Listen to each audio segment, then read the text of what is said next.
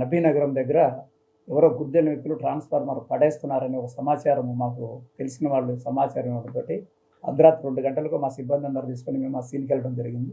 ఆ సీన్‌కి వెళ్ళినప్పుడు అక్కడ వాళ్ళు ఈ పెద్ద పొడవాటి బొంగు కర్రతోటి ఆ ఫీజులు పడగొట్టేసి, ఆ డబ్బా కింద పడగొట్టి, ఆ కాపర్ వైర్ కోసం ఆ స్పానర్‌లతో తీస్తా ఉండేటప్పుడు లైవ్ మాకు దొరకడం జరిగింది.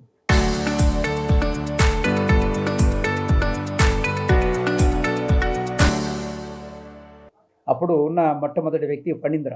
ఈ ఫణీంద్ర అనే వ్యక్తి పొనుగోడు గ్రామము, ఏఎస్‌పేట మండలం సంబంధించినోడు.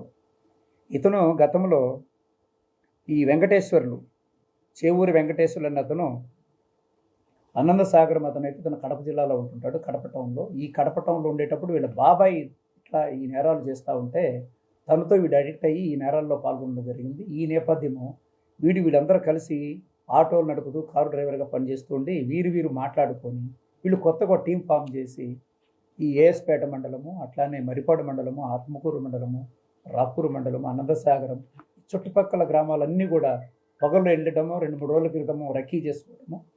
ఎక్కడ దూరంగా దారికి దూరంగా ఎక్కడున్నాయి జనసంచారం లేని ట్రాన్స్ఫార్మర్‌లను గుర్తించి, ఆ తర్వాత వీళ్ళు ప్లాన్ చేసుకొని ఒక నైట్ బైకుల్లో వెళ్ళడం, ఈ కర్రతో వాటిని తోసిపడేసి అందులోని ఆయిల్ తీసుకెళ్ళిపోవడం లేదా కాపర్ వైర్ తీసుకెళ్ళిపోవడం జరుగుతుంది. ఈ క్రమంలో అక్కడ అల్యూమినియం గని ఉంటే ఆడే వదిలిపెట్టేసి వస్తున్నారు.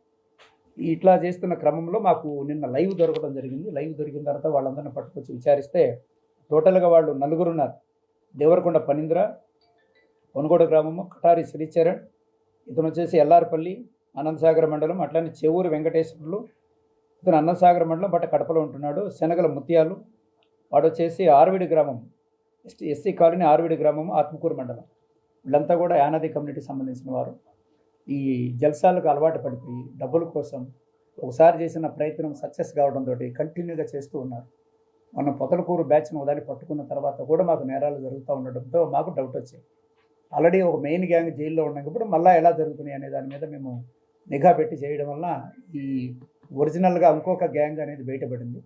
దాదాపు వీళ్ళు లాస్ట్ 4 నెలల్లో 19 నేరాలు చేసినారు.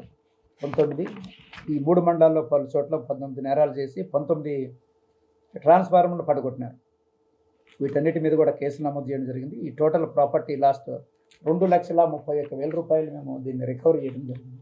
ఈ రికవరీ చేయడంలో ప్రధాన పాత్ర వహించిన మన ఆత్మకూరు ఎస్ఐ గారు కుమార్ గారు, అలానే మా శ్రీనివాసరెడ్డి గారు, మరిపాడు ఎస్ఐ బలరాం రెడ్డి గారు, ముఖ్యంగా ఇంకా బాగా యాక్టివ్గా పనిచేసిన మా ఐటీ పార్టీ శ్రీనివాసరెడ్డి, కేశవ, వీరందరూ కూడా చాలా కృషి చేయడం వలన వీళ్ళని మంచి మెయిన్ దొంగలను పట్టుకోవడం జరిగింది. ఈ విషయంలో మా జిల్లా ఎస్పీ గారు వీరందరూ కూడా మంచి రివార్డ్స్ ప్రకటించి మంత్ ఎండింగ్ క్రైమ్ మీటింగ్లో అందరూ కూడా ప్రశంసా పత్రాన్ని తెలియజేశారు.